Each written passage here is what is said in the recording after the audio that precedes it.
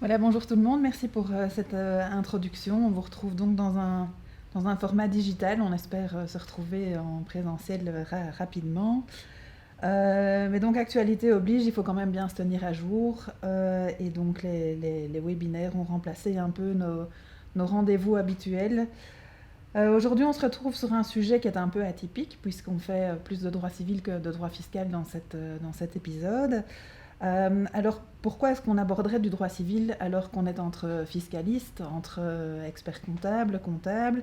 Simplement parce que vous savez que la discipline fiscale est une discipline qui n'est pas du tout autonome. C'est une discipline qui nécessite de connaître pas mal de choses dans d'autres matières, et notamment le droit civil, le droit administratif, etc. Et donc, quand le droit civil change, on l'a vécu récemment avec le droit des sociétés, le fiscaliste doit s'adapter.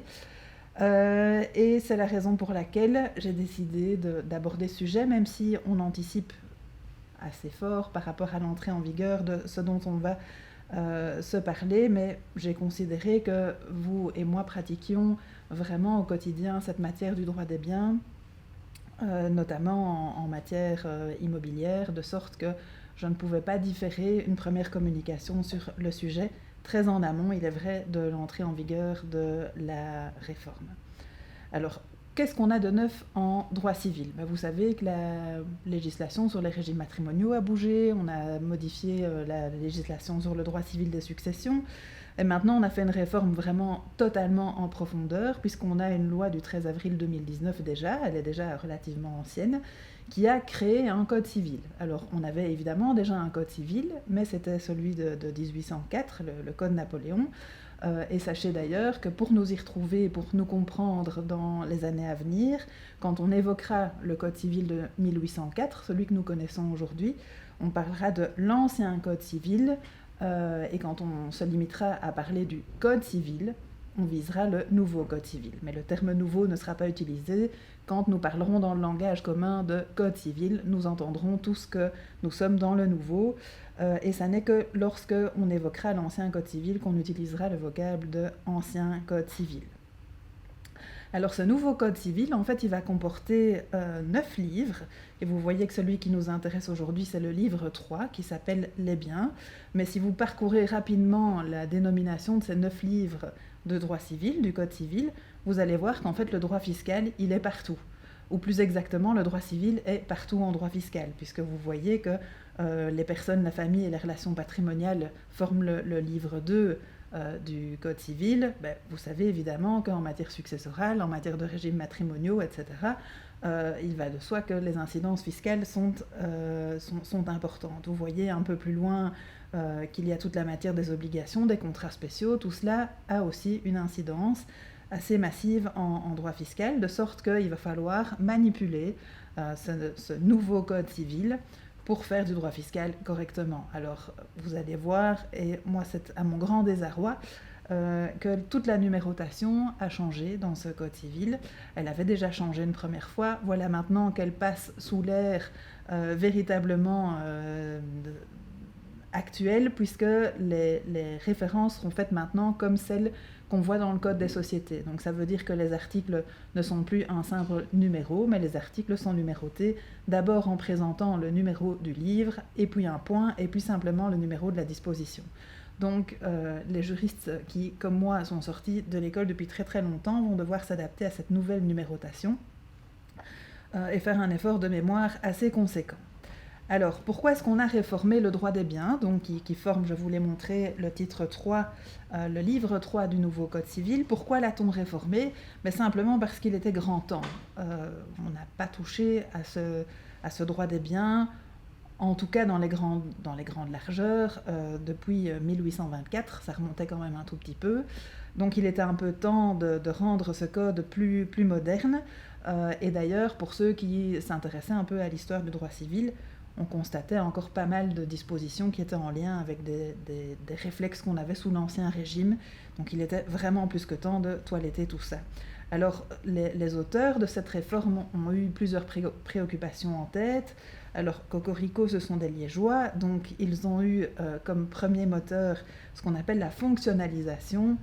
Alors la fonctionnalisation, c'est important. alors c'est souvent annoncé en matière fiscale, mais ici en matière civile on l'a vraiment fait, c'est qu'on a en fait rédigé des dispositions qui soient applicables et compréhensibles par tout le monde. Donc en fait, monsieur et madame tout le monde sont censés pouvoir ouvrir ce nouveau code civil et comprendre ce dont il retourne. Donc ça, c'était le premier objectif, et encore une fois, contrairement à ce qu'on annonce en matière fiscale, ici en droit civil, je trouve qu'on a pas mal réussi sur l'aspect de simplification. Ça, c'est plutôt le terme qu'on utilise dans nos matières à nous. On a bien évidemment modernisé aussi le droit des biens, je vous l'ai dit, il était grand temps. On a rendu le droit des biens plus flexible. Alors ça, c'est important de le garder en tête.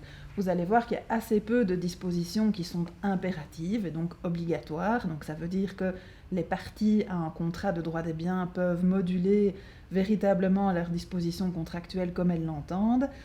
Il y a assez peu de contraintes, si ce n'est la définition même de chaque droit réel, j'y reviendrai, mais ça veut dire que pour le fiscaliste, évidemment, et pour l'expert comptable, la tentation est assez grande de moduler des choses peut-être un peu trop en faveur du contribuable, et je vous rappelle que le droit fiscal doit suivre le droit civil, et donc si on repère une poche de grande liberté en droit civil, on pourrait tenter de l'exploiter en matière fiscale.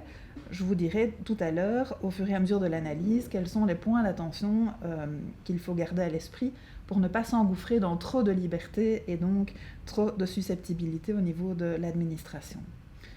Alors pour les grands fans de légistique, vous pourrez voir aussi dans le code, ceux qui sont un peu attentifs à ce qui se passe chez nos voisins, vous allez voir qu'on a emprunté en fait des termes dans ce nouveau code civil, un peu à gauche, à droite. C'est un peu une synthèse entre l'approche romaniste, l'approche germanique et même le common law qui s'est invité dans notre nouveau code civil.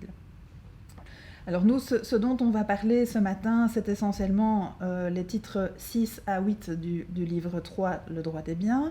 Donc on va essentiellement évoquer l'usufruit, l'amphithéose et la superficie, puisque ce sont les disciplines, les droits réels qui nous posent le plus de problèmes au quotidien. Mais notez quand même les titres précédents.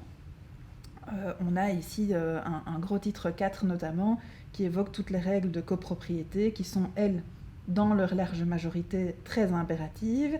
Et puis on a aussi un nouvel invité dans le Code civil qui concerne les relations de voisinage. C'est plus anecdotique, évidemment, je n'y reviens pas ce matin. Alors, je vous ai dit qu'on se voyait très en amont de l'entrée en vigueur de ce Code civil. C'est tout à fait vrai, puisque l'entrée en vigueur de la loi, elle est intervenue le 4 février 2020, mais qu'est-ce qu'on y trouve comme disposition transitoire? C'est que l'entrée en vigueur elle-même est reportée en fait au premier jour du 18e mois qui suit la publication de la loi au Moniteur. Elle est intervenue le 17 mars 2020, de sorte que tout ce dont on va se parler aujourd'hui entre en vigueur le 1er septembre 2021. Donc nous sommes un an à l'avance.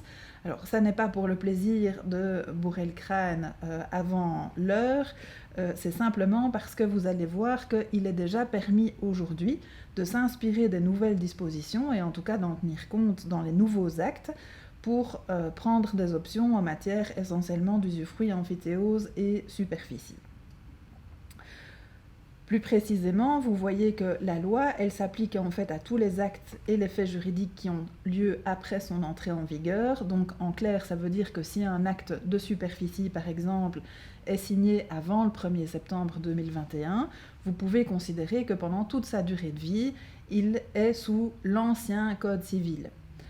Ça, c'est le principe, mais par dérogation, vous pourriez très bien convenir avec l'autre partie que le droit civil nouveau s'applique déjà à votre acte, et vous pouvez déjà d'ailleurs aujourd'hui signer un acte dans lequel vous diriez « et à partir du 1er septembre 2021 », d'où l'intérêt de se voir assez tôt, je considère que la nouvelle loi sera immédiatement applicable à notre contrat.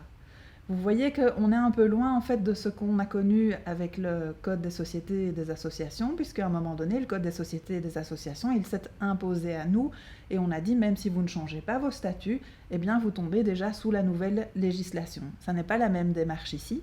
Vous voyez que tout ce qui est avant la loi, tout ce qui est avant le 1er septembre 2021 pourra rester régi par l'ancien Code civil, Et puisqu'on est parfois avec des amphithéoses de 99 ans, imaginez qu'elle ait été signée peu de temps avant l'entrée en vigueur de la loi, on pourrait se retrouver presque pendant un siècle à cheval entre l'ancien Code civil et le nouveau, ce qui nous promet bien du plaisir au niveau des analyses des contrats. Donc, mon conseil, il est toujours un peu le même, dès lors que le droit fiscal doit s'imprégner du droit civil. Je trouve qu'une mise à jour des contrats et une soumission la plus rapide possible au contrat au nouveau Code civil est la plus opportune, de façon à ce qu'on ne soit pas là à cheval entre des anciennes dispositions et des nouvelles. Ça, c'est une question qu'il faut évidemment voir au cas par cas en fonction de ce que vous avez poursuivi comme objectif en faisant votre démembrement de propriété, mais de façon générale, je serais plutôt d'avis d'appliquer aussi vite que possible les nouvelles dispositions, de façon à ne pas devoir faire de l'histoire du droit avec votre client. Alors, dans ce livre 3, je vous ai mentionné toute une série de dispositions générales. Je ne vais pas m'y attarder ce matin, on a trop peu de temps malheureusement pour en faire le tour. Je vous les énonce simplement pour que vous ayez en tête que si des problématiques telles que celle-là se posent, vous pouvez aller consulter ce Code civil et ce livre 3. Donc, quelques rappels de principes de base. Donc on est dans un droit qui est essentiellement supplétif, donc ça veut dire que vous pouvez y déroger de façon très large, sauf lorsqu'il s'agit à nouveau de dispositions qui concernent des définitions. On a ici en droit des biens ce qu'on appelle un principe de subsidiarité. Ça veut dire qu'il y a des lois particulières, par exemple en matière de propriété intellectuelle, qui viennent s'appliquer complémentairement ici au droit des biens et qui ne préjudicient pas à ces dispositions particulières. Et surtout, ça c'est fort important, on peut être un peu originaux en matière fiscale, mais pas de façon excessive.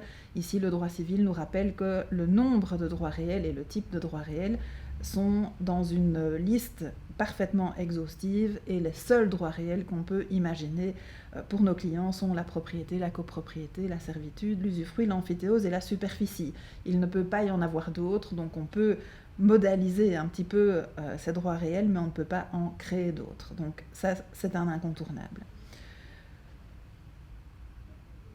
J'attire votre attention aussi sur le fait qu'on a inséré dans ce Code civil quelque chose qui concerne peut-être plus les avocats et les notaires que les comptables et les experts comptables. On a inséré dans le Code civil le principe du compte tiers, qui figurait avant uniquement dans la loi hypothécaire. Maintenant, ça a été importé dans le Code civil. Pourquoi ? Parce qu'on a voulu marquer le coup en expliquant qu'il était vraiment fondamental de garder à l'esprit que quand on a des biens, des deniers sur un compte tiers, ils ne font pas partie du patrimoine de l'avocat ou du notaire, par exemple. Donc c'est un compte qui est séparé du patrimoine de son titulaire et qui échappe donc au concours des créanciers. Si des créanciers commencent à s'attaquer à mon patrimoine, ils ne peuvent pas, en d'autres termes, aller chercher ce qu'il y a sur mon compte tiers, mais ceci n'est valable que pour les vrais comptes tiers, ceux qui sont visés par le Code civil, et donc qui peuvent être ouverts par des notaires, des avocats, des huissiers et des agents immobiliers. Les autres professions peuvent utiliser des formes de comptes de tiers, mais qui ne bénéficient pas des mêmes caractéristiques que celles-ci. Alors dans ce livre 3, avant d'entrer dans le démembrement de propriété, j'attire votre attention sur le fait qu'on a classé les biens, on a donné des nouvelles définitions du bien, d'une chose, d'un bien corporel, de choses incorporelles. On a même défini en fait les animaux. On dit qu'on a modernisé le droit civil, mais on a quand même des petits exotismes. Donc on a défini les animaux comme étant des choses en réalité. On a défini aussi la notion de meuble, la notion d'immeuble par nature, la notion d'immeuble par incorporation. Je vous renvoie ici à la définition qui figure sur les slides. Ce sont des dispositions importantes parce que vous devez les mettre en regard avec les dispositions fiscales qui sont en lien avec cela.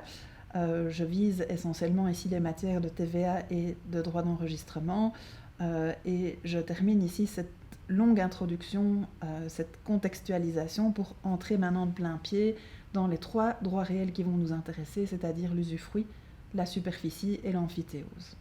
Alors le droit d'usufruit, je dois vous dire avant de détailler ce droit que l'objectif du législateur ici a été que les constituants, les personnes qui souhaitent créer un droit réel démembré, ne soient plus guidés dans leur choix simplement par la question de la durée. Vous savez qu'un droit d'usufruit, par exemple, lorsqu'il était constitué au bénéfice d'une société, ne pouvait pas excéder 30 ans, alors qu'un droit d'amphithéose, lui, il va jusqu'à 99 ans. Un droit de superficie allait jusqu'à 50 ans. Donc on voyait en fait des parties à un contrat de démembrement faire un choix pour l'une ou l'autre figure en fonction de la durée. On a estimé que ça n'était pas un bon paramètre. En fait, ce qu'on veut aujourd'hui vraiment provoquer comme réflexion dans le chef des utilisateurs de ce code civil, c'est de dire dirigez-vous vers le droit réel démembré qui correspond le mieux à la nature de l'opération que vous voulez mettre en œuvre.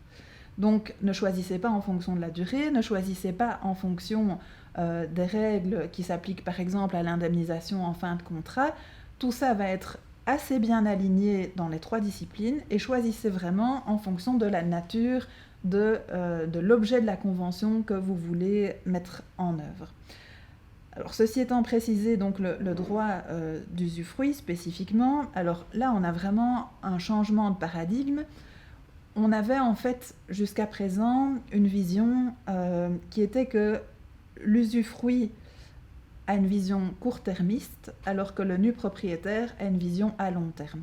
Et donc on opposait un peu l'usufruitier et le nu propriétaire en disant que l'usufruitier c'était un peu celui qui avait tous les droits maintenant dans l'immédiat, et que le nu propriétaire, comme son nom l'indique, il est tout nu, il ne peut rien faire, et il doit attendre sagement son tour, le décès de l'usufruitier ou la fin de l'usufruit lorsque l'usufruit est confié à une société. La conception nouvelle n'est plus du tout celle-là. Donc on a un changement radical d'équilibre entre l'usufruitier et le nu propriétaire qui est maintenant beaucoup plus dans un esprit de coopération. Donc en fait, vous allez voir dans ce nouveau code civil que alors qu'avant les tâches de l'usufruitier et du nu propriétaire étaient vraiment bien scindées, aujourd'hui, ils peuvent agir conjointement sur certains aspects. Donc ça veut dire que par exemple, lorsque le bien qui est soumis à l'usufruit semble être en péril, il y a une réparation à faire par exemple, il y a un acte conservatoire qui est à prendre, eh bien ce sont l'usufruitier et le nu propriétaire qui, presque de façon concurrente, doivent en fait conserver le bien et agir de façon à ce que le bien ne se dégrade pas. Et vous allez voir aussi, ça c'est une grande nouveauté, que maintenant l'usufruitier et le nu propriétaire vont se répartir proportionnellement les charges financières des grosses réparations. Avant, on avait un cliché qui était de dire les grosses réparations, c'est le nu propriétaire. Aujourd'hui, on change un peu la vision des choses en rapprochant un peu l'usufruitier et le nu propriétaire et on va partager en fait un peu entre eux la charge financière des grosses réparations. Alors, vous voyez en bas de l'écran que toutes les dispositions relatives à l'usufruit, à part la définition en elle-même, sont des dispositions supplétives, et donc vous pourriez avoir l'idée de moduler tout ça. Bien évidemment, faites toujours très attention aux conséquences fiscales de ce fait de vous écarter de la législation civile, puisque vous savez que c'est une des premières choses que l'administration fiscale va observer lorsque vous avez un dossier de démembrement. Est-ce qu'on a respecté les obligations, les droits et les obligations de l'un et de l'autre en matière civile, puisque le droit civil a été en plus maintenant encore davantage collé à une réalité économique, qui est la préoccupation de l'administration fiscale en matière de démembrement, de sorte que si vous commencez à répartir les tâches, les obligations des uns et des autres de façon trop différente par rapport à ce qui est mentionné dans le Code civil, vous pouvez le faire en droit civil, mais en droit fiscal, on risque évidemment de vous le reprocher sous la forme d'avantages anormaux et bénévoles, avantages de toute nature, rejet des frais sur base de l'article 49 en société, etc., etc. Vous connaissez la musique. Alors, dans ce droit de l'usufruit, vous savez qu'historiquement, on avait 2 autres droits réels qui étaient un peu cachés derrière ce droit d'usufruit, qui ressemblait un peu à l'usufruit. C'était le droit d'usage et le droit d'habitation. Alors, ce droit d'usage, je vous dis toujours tout de suite que vous pouvez l'oublier, parce que ce droit d'usage, on avait tendance à le confondre avec le droit d'usufruit. Donc, on a simplifié les choses et on a considéré que ce droit d'usage pouvait purement et simplement disparaître. Par contre, on a maintenu le droit d'habitation, qui est maintenant complètement intégré dans l'usufruit. Donc, c'est une forme particulière de l'usufruit, ce droit d'habitation, et on l'a en fait conservé essentiellement dans une perspective de famille, de couple non marié, donc pour donner une forme de protection non pas aux conjoints ni aux cohabitants légaux, mais aux cohabitants de fait.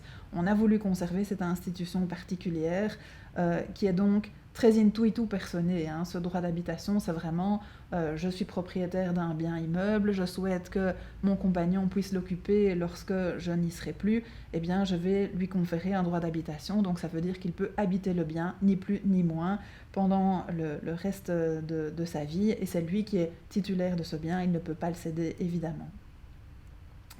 Alors dans la définition de l'usufruit nouvelle, vous allez voir qu'on sent à nouveau cet équilibre qu'on a recherché entre le nu propriétaire et l'usufruitier. C'est une définition, donc il s'agit d'une disposition tout à fait impérative, incontournable. Vous voyez sur la gauche de l'écran l'ancienne définition de l'usufruit où on dit de façon assez lapidaire que l'usufruit est le droit de jouir des choses dont un autre a la propriété, comme le propriétaire lui-même, mais à charge d'en conserver la substance. Donc il y a assez peu de restrictions en fait, qui sont mises au comportement de l'usufruitier. Vous voyez par contre sur la droite de l'écran la nouvelle définition où on introduit le fait qu'il s'agisse d'un droit temporaire. Alors c'était déjà bien le cas évidemment avant, c'était un droit viager ou limité dans le temps, mais on le met ici dans la définition pour souligner le caractère un peu précaire de la situation de l'usufruitier. Et donc c'est un droit temporaire à l'usage et à la jouissance, ça rien de neuf jusque-là, mais de manière prudente et raisonnable. Donc on insiste sur le fait que l'usufruitier n'est qu'une forme de passeur en quelque sorte, qui doit bien conserver la chose, qui doit être extrêmement prudent et raisonnable. On rappelle que c'est un bien qui appartient au nu propriétaire, alors que dans le passé on disait l'usufruitier peut se comporter comme un propriétaire. Aujourd'hui on dit l'usufruitier n'oublie pas qu'il y a derrière toi un nu propriétaire et comporte-toi de manière prudente et raisonnable et respecte bien la destination de ce bien. Donc respecter la destination du bien, c'est dans la définition aujourd'hui, donc ça veut dire que si le nu propriétaire, lorsqu'il constitue l'usufruit, vous dit ce bien est destiné à telle ou telle vocation, eh bien vous ne pouvez pas l'utiliser en qualité d'usufruitier à autre chose, puisque cette destination, elle fait véritablement partie maintenant de la définition de l'usufruit. Donc vous voyez que si vous mettez en regard les deux définitions, on sent très très bien ce nouvel équilibre entre l'usufruitier et le nu propriétaire qu'on avait tendance à opposer avant. Maintenant, on est davantage dans une perspective de dire l'usufruitier est celui qui est là, je dirais, en attendant que le nu propriétaire reconstitue la pleine propriété, et il est chargé de se souvenir qu'il n'est qu'un passeur avec une obligation de prudence et de raison dans l'utilisation qu'il fait du bien. En ce qui concerne la durée de l'usufruit, alors là vous allez voir qu'on a des grandes nouveautés. L'usufruit il peut être établi pour une durée déterminée ou indéterminée, ça c'était déjà le cas avant, et sauf sans possibilité d'avoir une clause contraire, l'usufruit il a une durée maximum viagère lorsqu'il est concédé à une personne physique. Et vous voyez, ça c'est la nouveauté, que c'est maximum 99 ans pour les personnes morales. 30 ans sous l'ancien l'article actuel plus exactement, 619 du Code civil. Alors ça pose évidemment question, puisque avant, donc, quand on avait cette figure qu'on rencontre presque au quotidien dans les dossiers d'un dirigeant d'entreprise qui achète la nue propriété d'un bien immobilier, tandis que sa société achète l'usufruit, on avait une tendance à dire que si on mettait un usufruit de 20 ans, d'un point de vue fiscal, c'était raisonnable, puisqu'on n'était finalement pas si loin de la limite maximale de la durée de l'usufruit. L'administration avait tendance à dire que pour ne pas avoir de contestation, elle aimait bien que l'usufruit dure 25 ans. On disait aussi que 20 ans était parfaitement acceptable. La plupart des dossiers montrent que la durée de 20 ans a été utilisée. Mais donc, on n'aimait pas les turbo-usufruits, ce qu'on voyait dans les années 90, début 2000, des usufruits avec 10 ou 15 ans de durée. Vous imaginez bien que maintenant, avec un usufruit qui peut, en théorie, aller jusqu'à 99 ans, la notion de turbo, elle va certainement monter avec cette nouvelle limite maximale. Donc psychologiquement, je me demande si on ne va pas considérer qu'un usufruit demain constitué au profit d'une société pour 20 ans, ça devient finalement quelque part peut-être un peu trop court, compte tenu du fait qu'on pourrait aller jusqu'à 99 ans. Je pense que c'est essentiellement psychologique, mais il faut le garder en tête qu'aujourd'hui, si on prend 20 ou 25, on n'est plus presque à la limite de la durée maximale de l'usufruit. Donc vous voyez ici que les 99 ans, qui sont donc la durée maximale de l'usufruit, on s'est collé en fait à ce qu'on faisait depuis toujours en matière d'amphithéose. Donc je vous ai dit au départ que on avait souhaité que les parties à un démembrement de propriété ne choisissent pas l'une ou l'autre figure juridique pour des raisons de durée, mais voilà l'illustration. Vous voyez ici qu'on peut utiliser un usufruit pour 99 ans, et donc si vous avez l'envie et le besoin de faire quelque chose de très long, vous pouvez aujourd'hui choisir l'usufruit, alors qu'hier vous étiez peut-être contraint d'aller vers de l'amphithéose, qui était moins conforme à l'intention des parties. Donc là on a une belle uniformité, et vous pouvez aujourd'hui faire, entre guillemets, votre shopping sur ce qui vous convient le mieux. Alors, en ce qui concerne la durée de l'usufruit, je voulais aussi vous faire une remarque fort importante. On a fait une précision maintenant dans le Code civil qui est fort heureuse, parce qu'il y avait une controverse assez gênante dans cette matière. Le droit d'usufruit, en fait, on prévoit maintenant qu'il s'éteint, purement et simplement en cas de faillite ou de dissolution. Pourquoi est-ce que c'est important de le préciser ? Parce qu'avant, il y avait un doute à ce sujet et qu'on considérait parfois, certains considéraient que le curateur ou le liquidateur était prié de réaliser ce droit d'usufruit. Alors vous imaginez que réaliser un droit d'usufruit, donc le vendre, trouver preneur, c'est un peu compliqué. C'est aussi compliqué pour la position dans la posture du nu propriétaire, donc on a mis fin à tous ces débats. Maintenant, s'il y a une faillite ou une dissolution d'une entité, le droit d'usufruit, il s'éteint purement et simplement. Bien évidemment, il n'est pas question d'extinction de l'usufruit quand on est dans une formule de restructuration, quand on est dans une fusion, scission, opération assimilée, toutes ces formes-là, sauf évidemment dérogation express souhaitée par les parties, toutes ces restructurations n'ont pas pour effet de mettre fin à l'usufruit. Alors, l'usufruitier, que peut-il faire en fait une fois qu'il a l'usufruit entre les mains ? Alors là, on ne s'écarte pas véritablement de ce qui existait dans le passé, mais je voulais vous montrer, vous rappeler qu'il a quand même des droits assez larges et qu'on oublie parfois un petit peu. L'usufruitier, en fait, il peut aliéner son droit d'usufruit. Donc on peut céder en fait un droit d'usufruit, ce qu'on sait peu, sauf évidemment s'il y a une mention contraire dans l'acte constitutif. Il peut aussi mettre en gage ou hypothéquer son droit d'usufruit. Je ne vous dis pas que la banque sera peut-être une grande fan de l'idée de prendre une hypothèque sur un usufruit, mais en tout cas, ça peut se faire.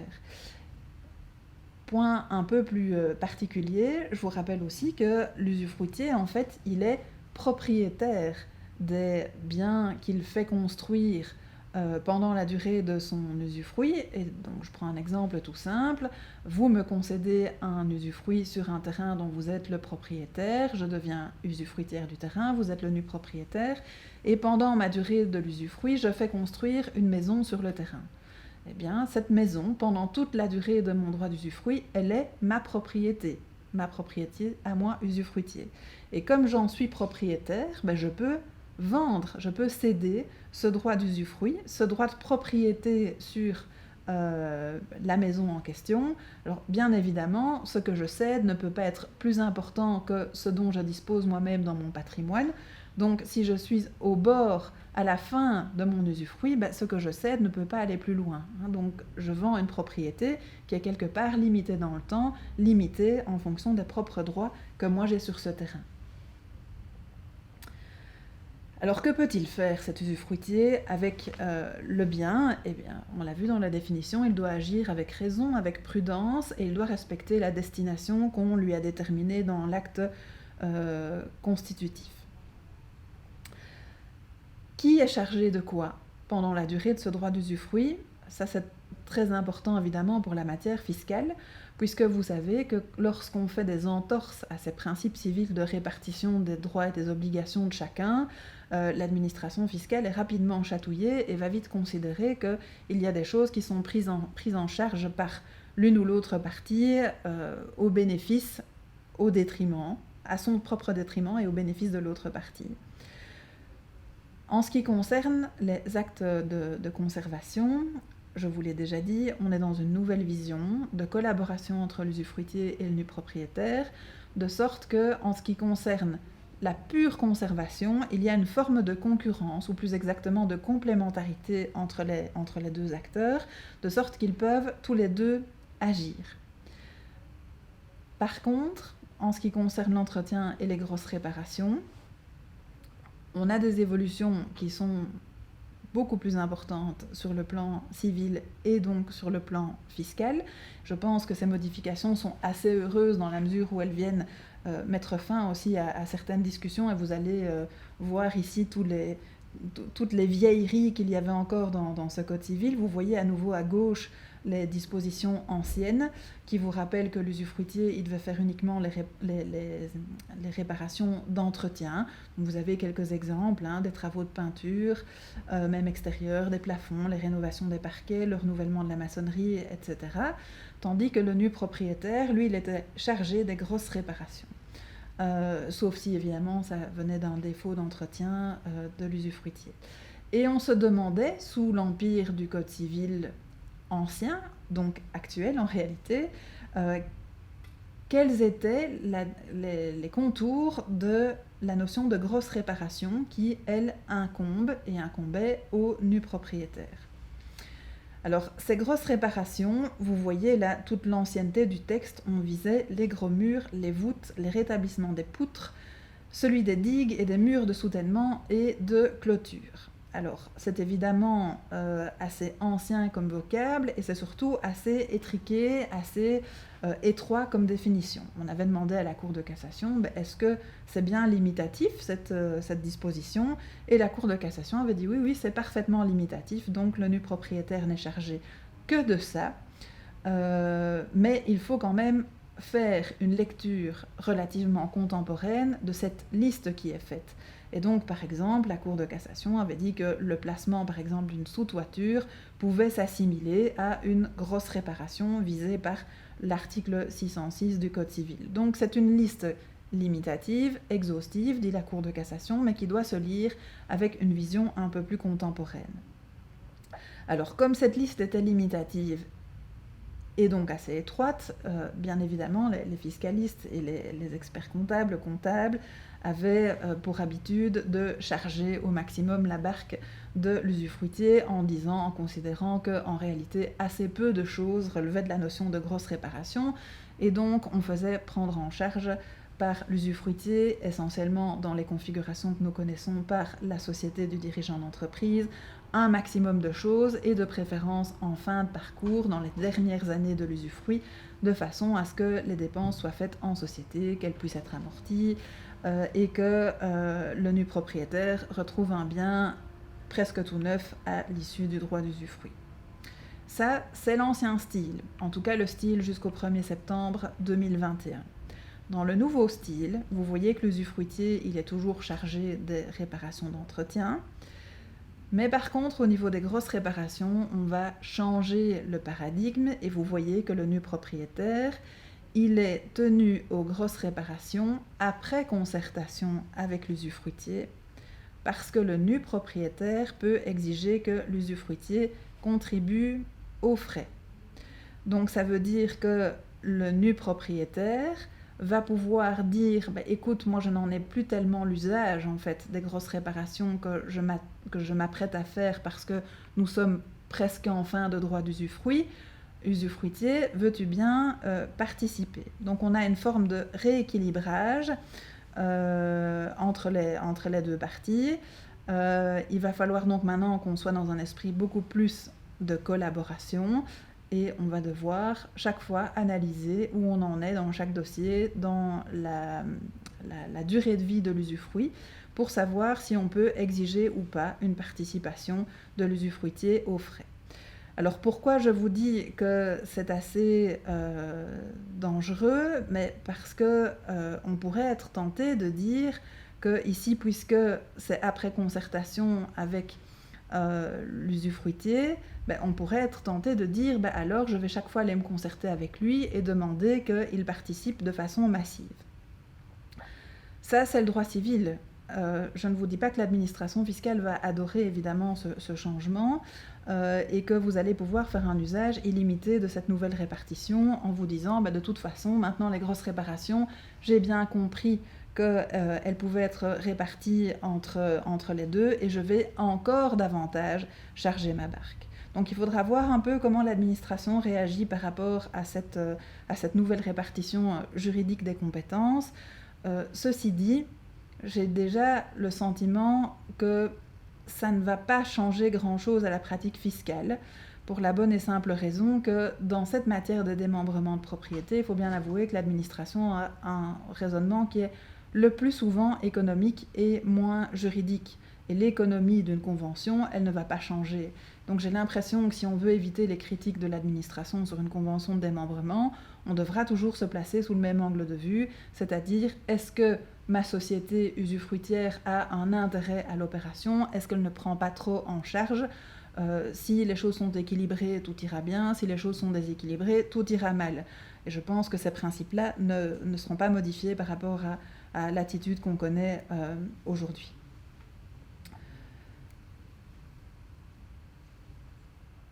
Alors, en termes toujours de répartition de droits et d'obligations au sein de l'usufruit, en ce qui concerne la jouissance, je voulais attirer votre attention sur un point, qui est de dire que de façon certaine, l'usufruitier a le droit aux fruits. Par contre, sur les produits, c'est autre chose. Alors pourquoi est-ce que je vous parle de cela ici? C'est parce qu'en matière de planification successorale, on a la pratique quand même assez répandue de faire des usufruits sur des titres de société. Alors faites attention ici que le titre d'une société, si on parle de son usufruit, ça inclut évidemment le droit aux dividendes. Donc ça veut dire que l'usufruitier, il a indéniablement le droit aux dividendes. Par contre, on se demande si l'usufruitier a également le droit de percevoir un boni de liquidation, un boni de rachat ou une réduction de capital, parce que là, ça entame véritablement le capital, et donc ça relève plus du nu propriétaire que de l'usufruitier. Il va falloir faire attention là aussi, parce que notamment quand on utilise les sociétés simples, anciennes sociétés de droit commun, qu'on fait ce démembrement de propriété sur les titres, on a une tendance à dire que le père de famille qui est le gérant de cette société simple veut se garder non seulement le contrôle, mais également les revenus. Et dans ces revenus, traditionnellement, nous mettons à la fois les dividendes, mais aussi le résultat de réduction de capital. Il faudra quand même bien vérifier que cette réduction de capital qu'on attribue au père de famille usufruitier ne soit pas là en trop grosse infraction avec la définition, la répartition usufruit nu propriétaire, de façon à ce qu'on ne puisse pas aller contester à un moment donné l'opération de planification qu'on a réalisée. Alors, en ce qui concerne les charges du bien qui est grevé de l'usufruit, c'est important aussi en matière fiscale. Vous voyez que l'usufruitier, il est tenu des charges périodiques ordinaires en ce qui concerne la jouissance du bien. Donc ça veut dire que, par exemple, le précompte immobilier est toujours à charge de l'usufruit, et ça veut dire également qu'en matière de revenus immobiliers, votre cadre 3, il sera toujours bien sur la tête de l'usufruitier et pas du nu propriétaire. Le nu propriétaire, et on l'oublie parfois aussi, il supporte les charges extraordinaires, ça on le sait, mais même périodiques. Donc ça veut dire que même si une charge est périodique, ça ne veut pas dire pour autant qu'elle est ordinaire. Je pense essentiellement ici au remboursement des emprunts, qui sont des charges périodiques mais extraordinaires et qui relèvent de la compétence, si je puis dire, de l'obligation plus exactement du nu propriétaire. Alors, très important parce que c'est le nerf de la guerre, en matière d'accession et d'indemnisation, le droit actuel, et c'est souvent une discussion qu'on a avec l'administration fiscale, le droit actuel, il est de dire que l'usufruitier ne peut pas, à la cessation de l'usufruit, réclamer une indemnité pour les améliorations qu'il prétendrait avoir faites sur le bien, même si la valeur du bien a augmenté par son intervention. Par contre, toute construction qui excède la notion d'amélioration doit par contre faire l'objet d'une indemnisation de la part du nu propriétaire. Donc je vous rappelle quand même que cette obligation, elle est actuelle, alors qu'on voit quand même encore beaucoup passer des contrats de démembrement dans lesquels il n'est pas prévu que le nu propriétaire indemnise pour toute construction qui va au-delà de la notion d'amélioration au terme de l'usufruit. Vous savez comme moi que l'administration fiscale est assez peu encline à accepter ce genre de choses. Et donc, si vous faites encore aujourd'hui des démembrements de propriété, et je suis de ceux qui pensent qu'il faut encore les faire, on peut encore les faire pour autant qu'ils soient bien dimensionnés, bien calibrés, il y a quand même certaines clauses indemnitaires à prévoir en fin d'usufruit, à tout le moins si on prévoit que le nu propriétaire va faire des constructions qui vont au-delà de la notion d'amélioration. Alors, au niveau du montant de l'indemnisation, c'est une question qui nous est souvent adressée.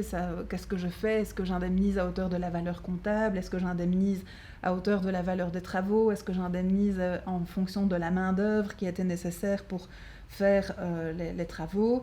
Vous voyez ici, malheureusement je dois aller un peu vite sur ce sujet, qu'on fait des distinctions entre ce qu'on appelle les impenses nécessaires, utiles ou voluptuaires. Ça devrait vous permettre, ces précisions devraient vous permettre de calibrer le montant de l'indemnisation qu'il y a lieu de mettre en œuvre si on veut éviter une difficulté en fin de démembrement. Alors dans le droit futur, donc à partir du 1er janvier 2021, en matière d'indemnisation en fin de contrat, qu'est-ce qu'on va prévoir? Simplement que le nu propriétaire doit indemniser l'usufruitier pour les ouvrages et plantations qu'il a réalisés avec le consentement du nu propriétaire. Dans les autres cas, il n'y a pas d'indemnisation. Alors évidemment, il va falloir éviter les petits comiques de dire moi, usufruitier, je considère que j'ai tout fait dans le dos du nu propriétaire, de sorte que je n'ai pas requis le consentement du nu propriétaire, de sorte qu'il ne doit pas indemniser l'usufruitier en fin de droit. Alors, sachant que nous, nos dossiers sont essentiellement avec un dirigeant d'entreprise et une société qui est usufruitière, on ne va pas non plus se montrer trop schizophrène à l'égard de l'administration fiscale. Donc, dire que le dirigeant d'entreprise n'a pas été consulté et que la société a fait les ouvrages et plantations sans l'accord du nu propriétaire, ce qui justifierait une absence d'indemnisation, évidemment, je n'y crois pas trop. Donc, il faut raison garder et se dire qu'aujourd'hui, dans ce genre de configuration, plus que jamais, le nu propriétaire doit indemniser l'usufruitier. C'est complètement en ligne avec cette recherche constante de l'équilibre entre le nu propriétaire et l'usufruitier, qui est donc la nouvelle donne.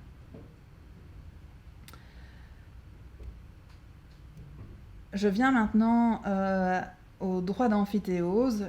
Je vais pouvoir aller plus vite sur ce droit réel démembré parce qu'on va pouvoir prendre appui sur ce qu'on vient de se dire en matière d'usufruit. Alors, en ce qui concerne l'amphithéose, vous allez voir que la grande nouveauté au niveau de la définition, c'est que ça n'est plus nécessairement maintenant un contrat à titre onéreux. Vous voyez dans la colonne de gauche, dans l'ancienne définition, on avait une redevance annuelle qui était payée nécessairement dans le cadre de l'amphithéose. Donc, redevance annuelle qui était payée au trait foncier.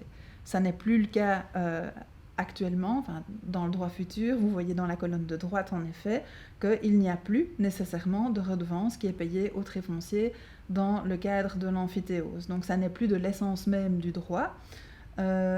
Et vous verrez aussi dans cette définition que cette amphithéose, elle peut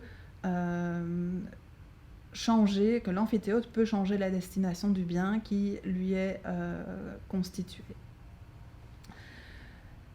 En ce qui concerne la durée de l'amphithéose, et là je prends appui à nouveau sur ce qu'on s'est dit il y a quelques minutes, vous voyez que on avait antérieurement une durée qui devait se situer entre 27 et 99 ans. Le maximum de 99 ans, on le garde parce que ça devient le nouveau repère en matière de droit des biens. L'usufruitier pourra aller jusqu'à 99 ans, l'amphithéose aussi, et vous allez voir dans un instant que le superficiaire également. Par contre, l'amphithéose, elle avait un minimum de 27 ans. Alors ça, on a considéré, à mon avis, à juste titre, que c'était beaucoup trop long. Et d'ailleurs, on tournait un peu le dos à l'amphithéose dans toute une série de dossiers parce que les 27 années ne nous convenaient pas. Je pense essentiellement à des dossiers de leasing immobilier dans lesquels une durée de 15 ans ou 20 ans aurait été plus appropriée pour des impératifs de TVA, etc., pour des impératifs bancaires. eh bien, le législateur a entendu ces nouvelles préoccupations essentiellement des promoteurs immobiliers, des acteurs de l'immobilier, et il accepte aujourd'hui qu'une amphithéose descende jusqu'à un minimum de 15 ans. Donc on est aujourd'hui entre 15 et 99 pour l'amphithéose. Vous pouvez aussi renouveler ce contrat d'amphithéose et donc on peut aller même au-delà de 99 ans. Alors c'est important évidemment de le savoir parce qu'on va de plus en plus vers des constructions immobilières qui, plus que sur la propriété, portent sur l'amphithéose.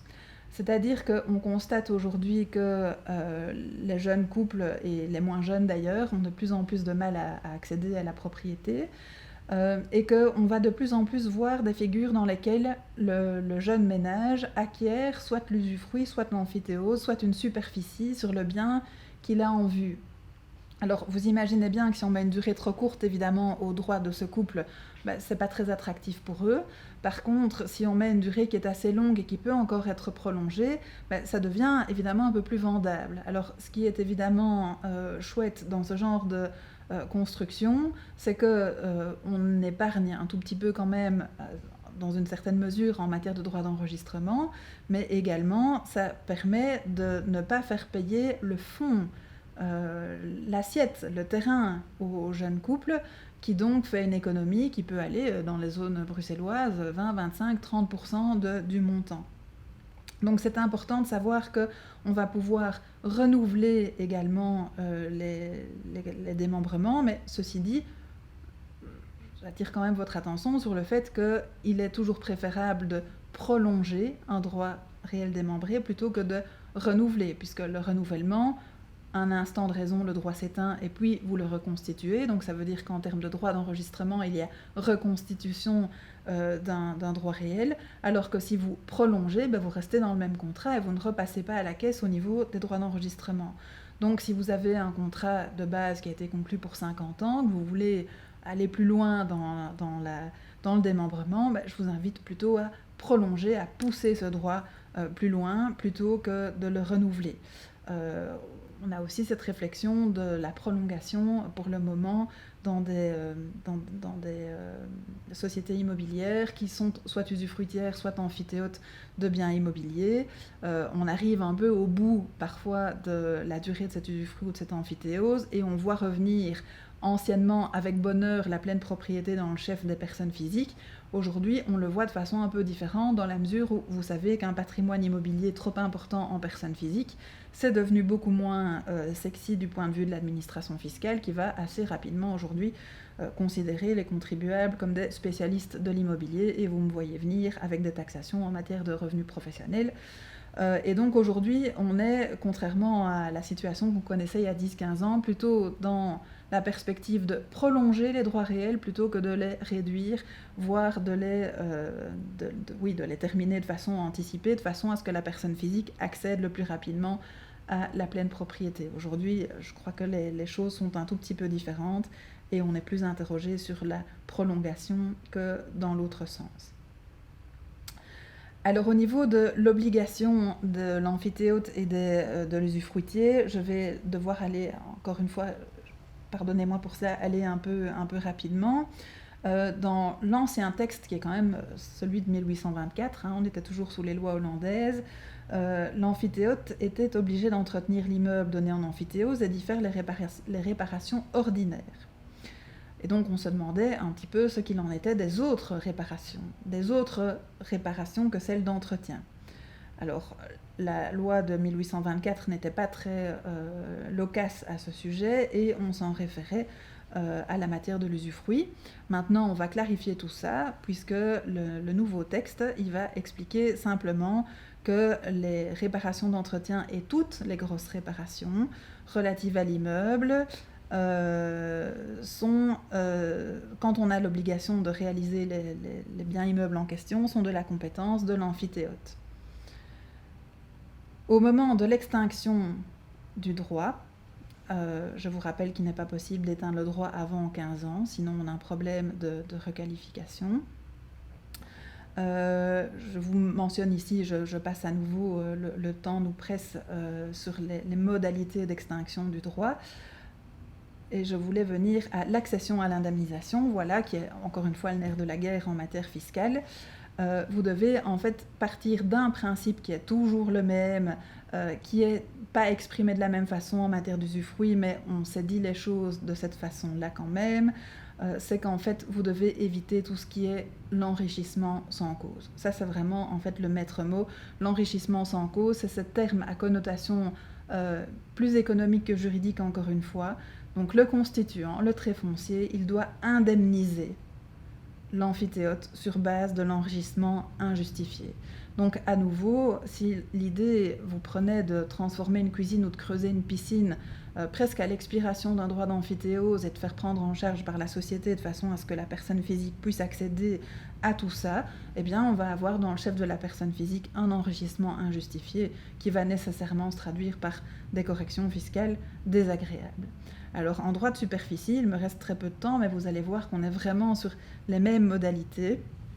La définition de la superficie, sa grande nouveauté, c'est qu'aujourd'hui on a une vision beaucoup plus en 3D de la notion de superficie. Donc ça veut dire qu'on va pouvoir faire des sortes de lasagnes, si vous voulez, au sein de complexes immobiliers, avec des superficies sur des superficies qui s'empilent. Tout ça est assez bienvenu pour les promoteurs immobiliers. On va pouvoir faire des choses encore un peu plus particulières. Et je voulais venir à la durée de la superficie pour vous montrer à quel point encore on est là dans un alignement, puisque la superficie va pouvoir aller jusqu'à 99 ans, alors qu'on connaissait cette limite de 50 ans aujourd'hui. Elle peut être également prorogée, elle peut être renouvelée de la même façon que l'amphithéose, donc c'est conforme à ce qu'on vient de voir.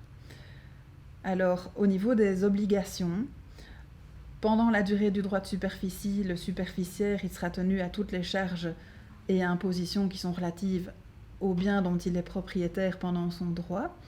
Et chacun doit réaliser relativement à sa propriété les réparations d'entretien et les grosses réparations. Donc là, c'est très clair, on a en fait un découpage complètement horizontal de la propriété. L'un s'occupe du dessus, l'autre s'occupe du dessous, et chacun a la charge de faire l'intégralité des réparations sur sa partie. Ça, c'est le principe de la répartition entre le superficiaire et ce qu'on appelait antérieurement le tréfoncier. Et vous voyez qu'en fin de droit, au niveau de l'indemnisation, on est à nouveau sur la même logique. C'est l'enrichissement injustifié qui préside, et donc le tréfoncier, ce qu'on appelait anciennement le tréfoncier, ne va pas pouvoir accéder à toutes les constructions réalisées par le superficiaire sans l'indemniser, puisque sur le plan économique, on considère que ça n'est pas équilibré et que le droit civil s'est calé sur le droit économique. Dernière chose que je voulais évoquer avec vous, c'est cet arrêt très particulier de janvier 2019 qui a été rendu par la Cour d'appel de Bruxelles et qui peut présenter quand même un intérêt assez important dans certains dossiers où l'administration fiscale en fait voulait taxer un avantage de toute nature en fin de droit, encore une fois parce qu'un dirigeant accédait à quelque chose qui avait été beaucoup trop pris en charge, pour le dire simplement, par la société. Et la Cour d'appel de Bruxelles dit « Vous avez raison, administration, il y a là un déséquilibre économique. Le seul problème est que l'avantage de toute nature que vous essayez de taxer, l'administration, eh bien moi je considère qu'il n'intervient pas en fin de droit, mais il intervient en début de droit, au moment de la Constitution. Et par conséquent, lorsque vous arrivez maintenant en fin de droit, vous arrivez comme des carabiniers et tout ceci est prescrit. » Alors, c'est à la fois une bonne nouvelle pour certains dossiers qu'on défend actuellement de dire tout ça est prescrit. C'est à la fois assez délicat à deux égards. Le premier, c'est qu'on se demande un peu quelle serait la valeur de l'ATN à taxer au départ du droit. C'est un peu compliqué, c'est presque la boule de cristal. Et puis, l'autre impact, c'est que même si vous n'êtes plus le dirigeant d'entreprise au moment de la fin du démembrement de propriété, l'ATN se sera quand même justifié parce qu'au moment de la Constitution, vous étiez bien le dirigeant. Donc, ce petit cinéma qu'on mettait parfois en place en fin de droit, qui était de dire on va faire démissionner le dirigeant pour qu'au moment de l'accession, on n'ait plus un dirigeant, mais un tiers, et que les choses se soldent par un avantage anormal et bénévole plutôt qu'un avantage de toute nature, en tout cas, selon la Cour d'appel de Bruxelles, ça ne sera plus possible. Alors j'ai bien conscience que j'ai dû aller extrêmement rapidement sur des choses qui sont vastes et un peu complexes. Je vais immédiatement vérifier si j'ai de votre part des questions.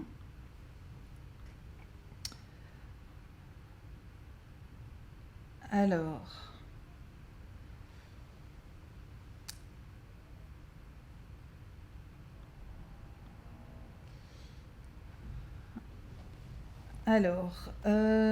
j'ai des remarques qui demandent la présentation. Je pense pouvoir dire qu'elle vous sera envoyée en PDF si vous la souhaitez. Il n'y a pas de problème.